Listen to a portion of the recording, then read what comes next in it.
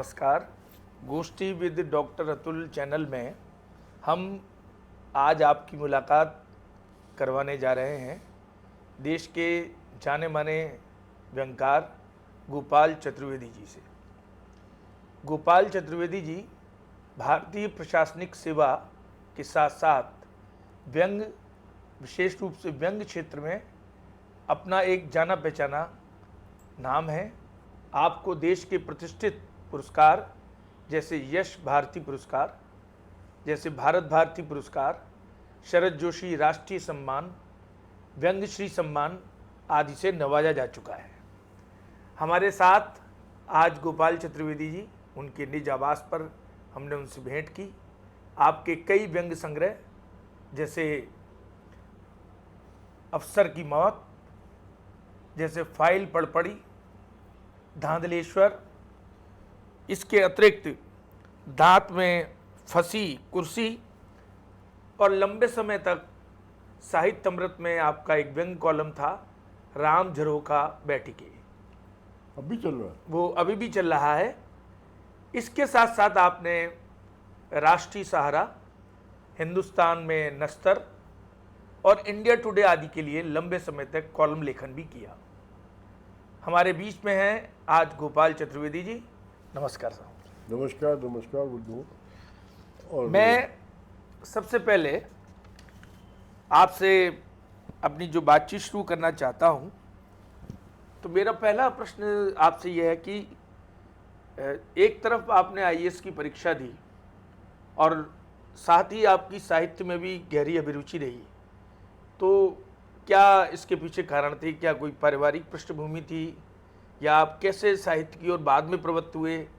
इसके बारे में थोड़ा हमारे श्रोताओं को देखिए, बड़ा इसका कोई विरोधाभास यूँ नहीं है कि मैंने इलाहाबाद से एमए किया जी और जब एक आपकी आयु होती है, जी। आप 19, 20, 21, 22, 23, 24 तक गीत या कविता हमेशा लिखते हैं। जी यानी एक अपने मन में गुनगुनाने का मन होता है। जी और अगर आप साहित्य के विद्यार्थी हैं, जी। जो कि मैं था, जी तो अब कविता अपने आप आ जाती थी, जी गीत लिखते थे। अच्छा, दूसरा, कविता में उन दिनों एक मैगजीन निकलती थी जी सरिता नाम की। सरिता, जी हाँ, पूरा दिल्ली प्रेस से सरिता के- मुक्ता चंपक। हाँ। वो एक कविता छपती थी वहाँ, जिसके 25 रुपये मिलते थे। अच्छा अच्छा। रेडियो पे अगर आप ब्रॉडकास्ट करिए जी। तो आपको 15 रुपये मिलते थे। जी। तो अब जब इलाहाबाद में पढ़ने गया हाँ।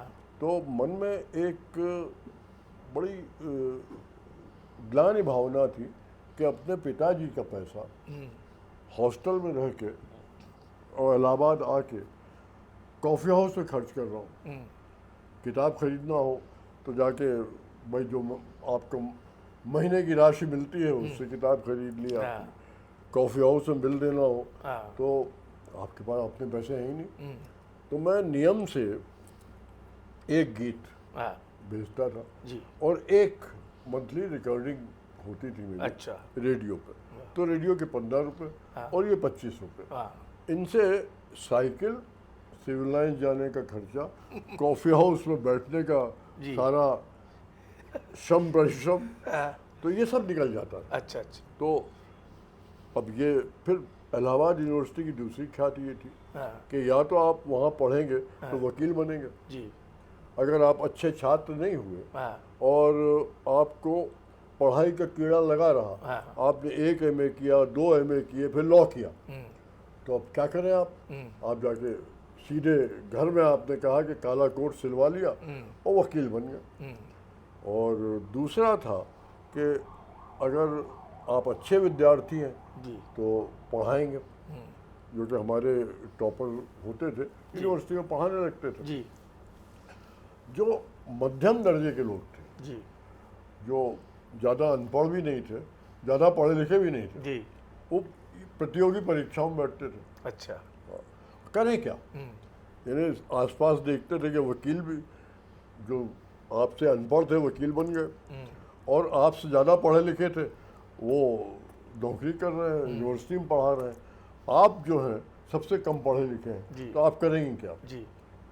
अध्यापन कर नहीं सकते आप, क्योंकि आप फर्स्ट क्लास की डिग्री नहीं आती। जी आप एक कई मध्य मार्ग के छात्र हैं, यानी मेहनत करके किसी तरह 10-12 दिन पढ़ते हैं तो एमए कर लेते हैं। जी उसके बाद तो एक ही रास्ता बचता है, सरकारी नौकरी।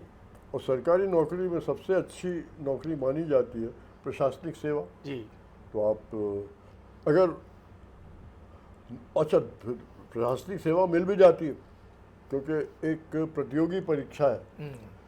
दूसरी परीक्षाओं का आप ये भी नहीं कह सकते कि वाकई प्रतियोगिता है कि नहीं, हाँ, कि आपको मिलेगी भी कि नहीं। मिलेगी कि नहीं मिलेगी। आज जो परिदृश्य है वो लगभग ऐसा ही है। ऐसे ही आजकल तो ऐसे ही, और तब भी वैसे ही। हाँ यानी आप ये सोचिए कि तब और आज भ्रष्टाचार पहले भी था, आज भी है। पहले ये था कि अफसर जो हमारे सीधे क्लास 1 में आते थे अफसर, जी। वो बचे हुए थे, जी उनमें भ्रष्टाचार था नहीं। हाँ धीरे धीरे बेचारों को सिखाया जाता था, तो जब तक रिटायरमेंट होता था सीख जाते होंगे। हाँ लेकिन आते वक्त अब तो यह है कि सब तैयार होकर आते हैं। हाँ, पहले से ही मानसिक रूप से तैयारी रहती मानसिक रूप से तैयारी होती है कि भाई अगर नौकरी मिली तो क्या करेंगे, है। हाँ गाड़ी खरीदेंगे, बंगला बनाएंगे, जी। जहाँ जहाँ पोस्ट होंगे वहाँ एक घर बनाएंगे। जी।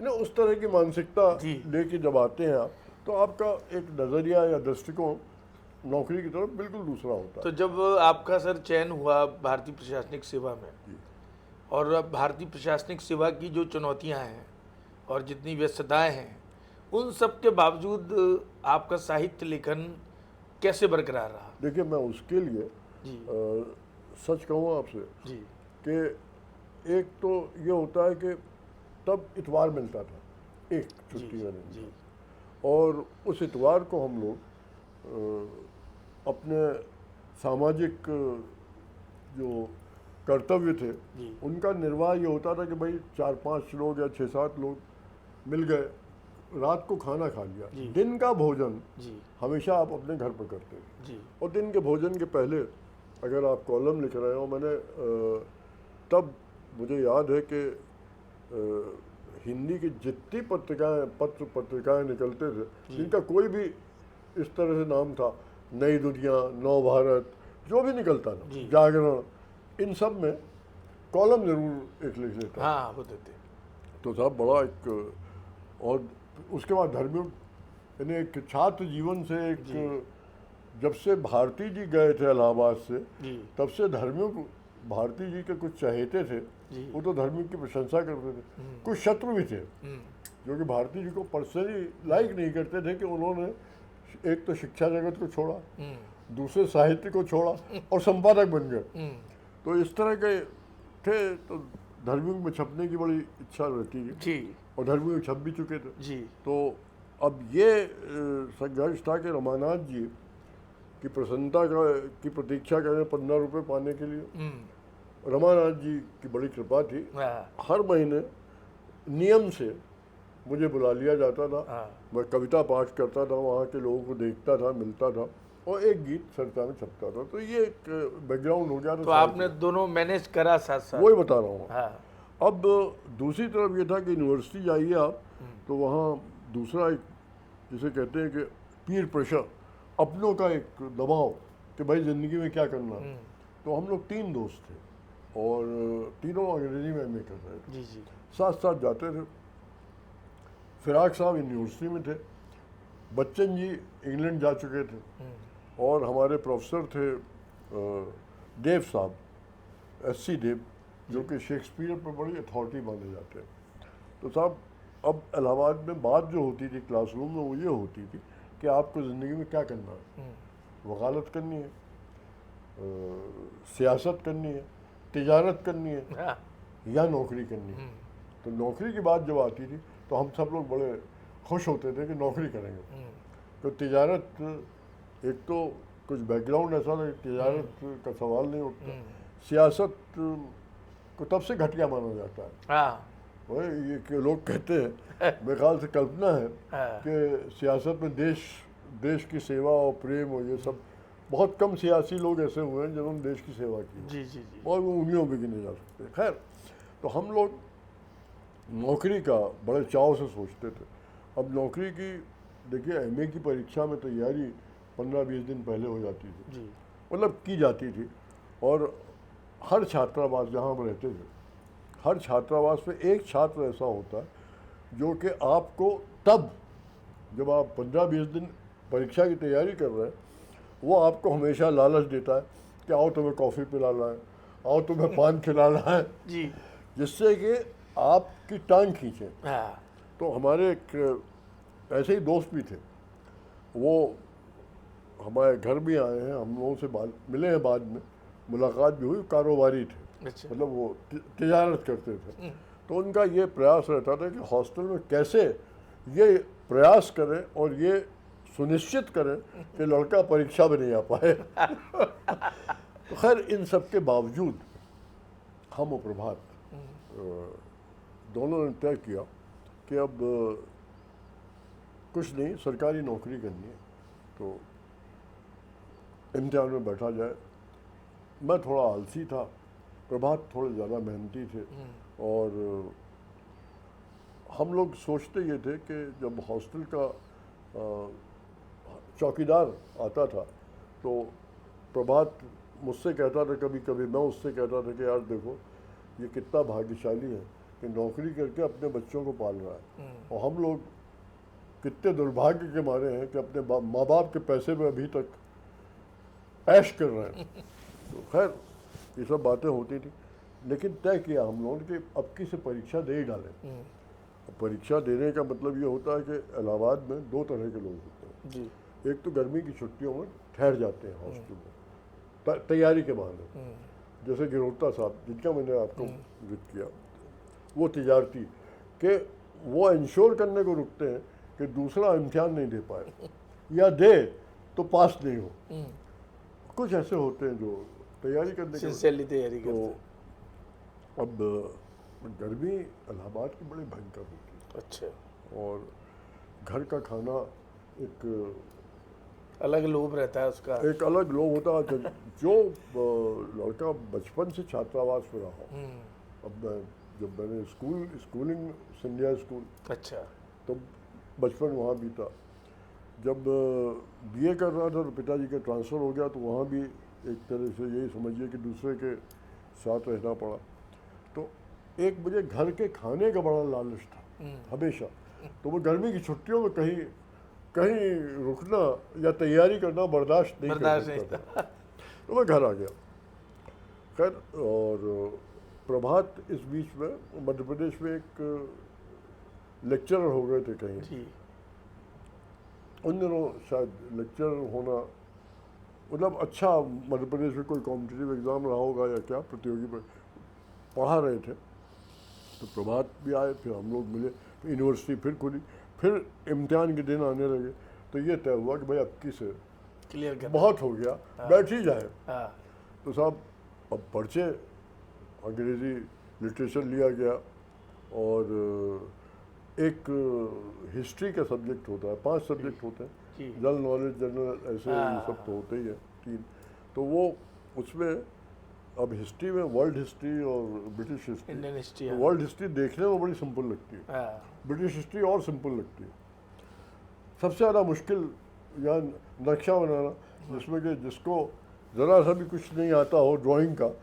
अब मैं सोचता था कि नक्शे में मैंने आर.के. लक्ष्मण के कार्टून देखे थे, तो वो उनकी बेसिस पर देशों की इमेजिन करता था कि अगर इस आदमी की शक्ल ऐसी होगी तो ये देश ऐसा होगा। खैर एक नक्शा वहाँ भी बना लिया।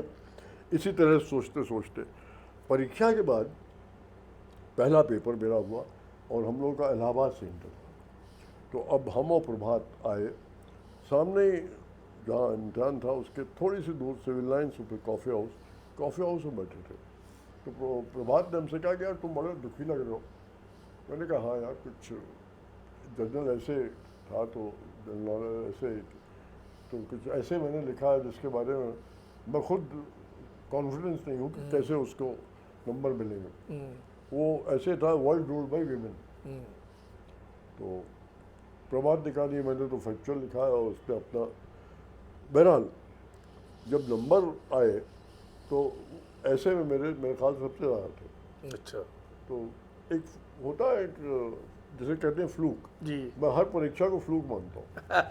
और ज़िंदगी में जितनी परीक्षाएं दी हैं, जीवन की परीक्षा से लेके ये नौकरी की परीक्षा तक सब फ्लूक है। क्योंकि अब आप सोचिए कि कैसे क्या होता है कि मैं अपनी पत्नी से कैसे मिला कि साहब ट्रेनिंग करते करते बॉम्बे गए। बॉम्बे में एक दोस्त ने कहा कि कस्टम हाउस में कुछ सामान मिलता है, चलो वहाँ घूमाए। घूमने आए, वहाँ हमारी पत्नी से मुलाकात हो गई। तो और इन्होंने मुझे छूटते ही कहा उससे पहला कि आपकी शादी हो रही है। कोई अब चतुर्वेदी एक बड़ी लिमिटेड कम्युनिटी, हाँ लिमिटेड कम्युनिटी किसी है। की हो रही होगी, वो भी गोपाल रहे होंगे। बहरहाल मेरी तो इनसे ही बनी थी, तो वो तो नहीं हुई।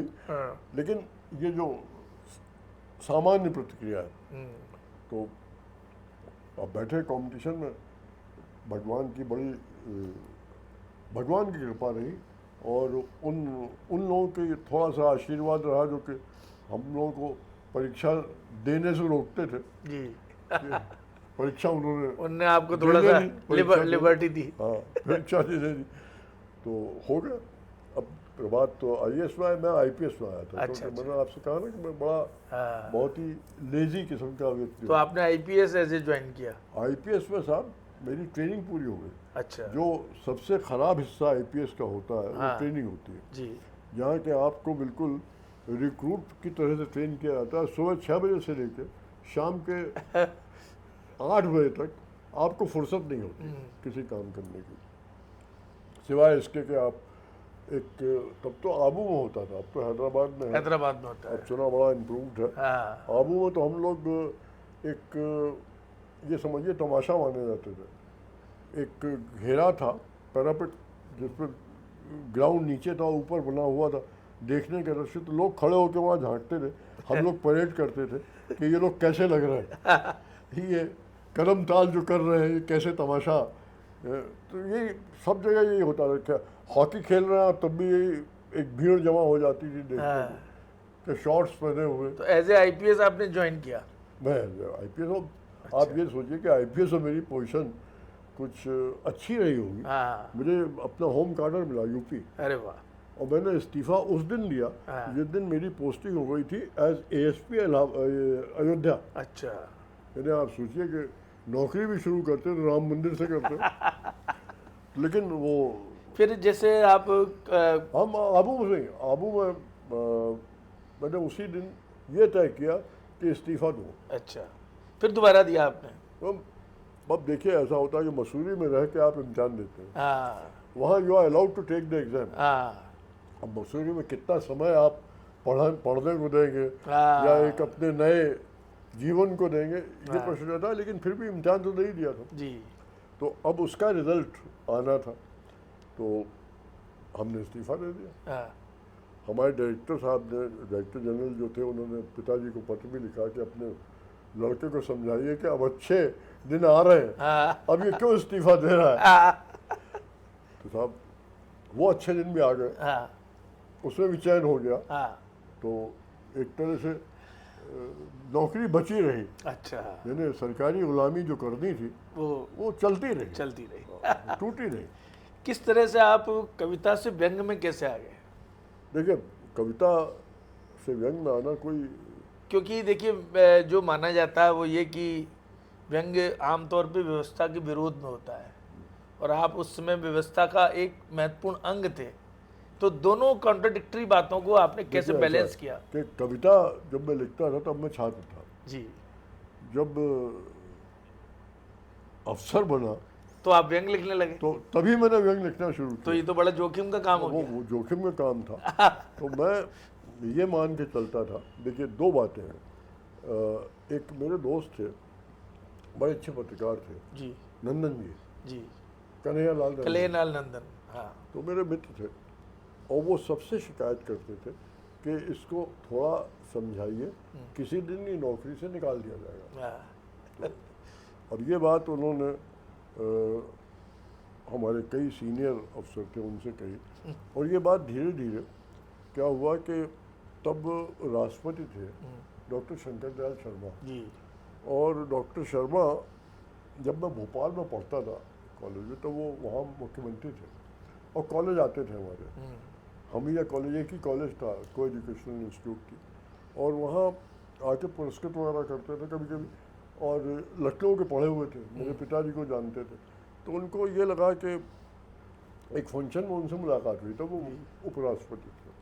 तो नंदन जी ने उनसे भी शिकायत की कि देखिए इसको समझाइए, इसकी नौकरी किसी दिन चली जाएगी। तो डॉक्टर साहब वाकई कुछ चिंतित हुए, और उनके घर अक्सर मिलने जाता था मैं, तो बुलाते थे, और हफ्ते में एक दिन तो जाना आना हो ही जाता था जी। और बहुत कृपा थी उनकी। तो वो समझाते थे। उन्होंने एक दिन कहा कि तुम सुना है, मुझसे भी तुमने किताबें, उन्होंने मेरी 3 किताबें लोकार्पित की हैं, तो ये व्यंग लिखते हो, तो मुझे बता रहे थे लोग कि इसमें नौकरी को खतरा हो सकता है। मैंने कहा साहब आप ही हैं, आप बताइए सरकार में कितने लोग हिंदी पढ़ते हैं? ये सरकार अंग्रेज़ों की सरकार है, अंग्रेजी में चलती है। अच्छा, तब ये वाकई सच था कि हिंदी पढ़ी नहीं जाती थी। तो कभी ऐसा कोई प्रसंग आया क्या जीवन में कि आपको व्यंग लिखने से? एक बार आया था। अच्छा। एक बार आया था। तब क्या है वो घटना? वो क्या हुआ कि मैंने एक व्यंग लिखा था, वो जीएम का बाथरूम, अच्छा। एक शीर्षक था। और रेलवे के मकान बहुत बड़े बड़े होते हैं, हाँ और जीएम साहब का घर तो और बड़ा होता था, हाँ बड़े कंपाउंड, बड़ा अच्छा बाथरूम। हाँ। तो उसमें कार्टून जो लगा था, जीएम का बाथरूम, ये छपा था। एक मैगजीन थी सरिता, जी। उसमें छपा भी था। और सरिता में जब छपा था तो उसमें जो उन्होंने कार्टून बनाया था जी। वो जीएम की पत्नी का था, और उनकी शक्ल शायद पत्नी से नहीं मिलती होगी, या पत्नी किसे मिलती होगी। तो जीएम साहब नाराज़ हो गए। उन्होंने कोशिश की कि कोई एक्शन हो जाए, तो सरिता भी आदमी भेजा पता लगाने के लिए। हमारे यहाँ भी दरियाफ्त किया गया, मुझसे पूछा गया कि आपने लिखा है ये, तो अब मैं क्या कहता। मैंने कहा नहीं, कई गोपाल चतुर्वेदी हो सकते हैं दुनिया में, अकेला थोड़ी होता है। और मैं तो आपके सरकारी नौकर हूँ, बताइए कैसे लिखूँगा, कैसे। और वो तो वाकई लिखा था। वो थोड़ा सा उन दिनों खतरा था, कुछ गंभीर किस्म का खतरा था। उसके बाद तो देखिए, ये वो भी खतरा व्यक्तिगत ज़्यादा हुआ कि जीएम साहब को या तो शिकायत हुई होगी, या उनकी पत्नी को शिकायत हुई होगी, वो कार्टून देख के। हाँ, जो कार्टून उनकी पत्नी का बना था, कैरिकेचर बनाया होगा। कैरिकेचर, या तो वैसी रही होंगी या उससे सुंदर रही होंगी।